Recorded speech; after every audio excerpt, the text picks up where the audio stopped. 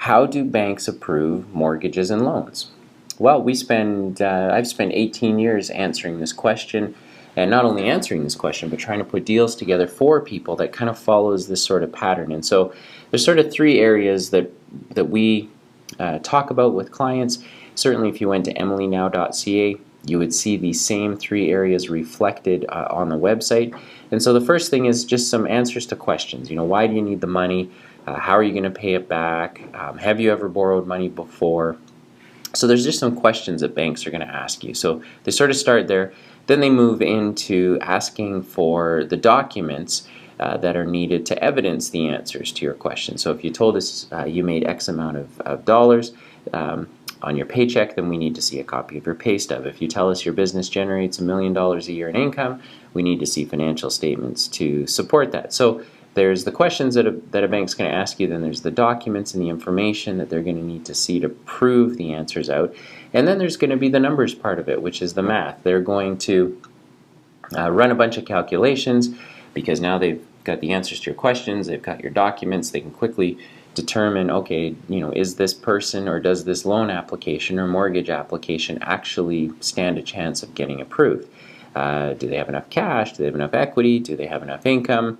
Does their credit score give them access to the best interest rates? Does their company financial history, if they're a business, have enough good history to merit an approval? So it's not sophisticated what the banks go through, although it kind of feels like that when you're the one sitting on the other side of a table from a banker or a broker or a mortgage specialist or a loan specialist or a consultant or whoever you're using to help you get approved. But don't get lost in the forest. There really is sort of three big pieces that you need to know. You need to know what questions are you going to have answers to. You're going to have to be able to have the documents available to support the answers that you gave. And then at the end of that, you're also going to have to be able to prove out the math. And that's usually the part where most people get stuck. They can answer the questions, they can give someone all of their paperwork over a series of emails or faxes or physical paper, but where the average borrower tends to fall down a little bit is they don't know the math. They don't know what the math feels like a black box. I just give my stuff to the bank and then I pray and hope that I get approved. Well, it doesn't have to be that hard. In fact, if you go to emilynow.ca, it's as simple as putting in a loan amount, and then you can see the math. That's all you got to do, just put in a loan amount. If you want $500,000, $500,000, next, you're going to end up seeing the income you need, the equity you need, the credit score you need.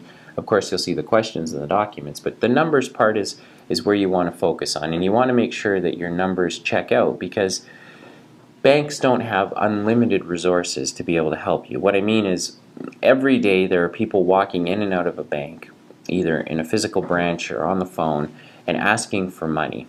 But not everybody, they can't afford to spend time educating every single person that comes through their door. They can't afford to tell everybody, well, here's where your math is wrong, or here's the documents that you're missing. And so in order for you to get approved, you stand a higher probability of getting approved if you've kind of already done a lot of the preparation work. If you've already worked out the math, if you've already put your documents together and basically can give over to the bank a completed package. And so at emilynow.ca, that's why we built the platform. We believe that borrowing money isn't as difficult as the market leads people to believe it is.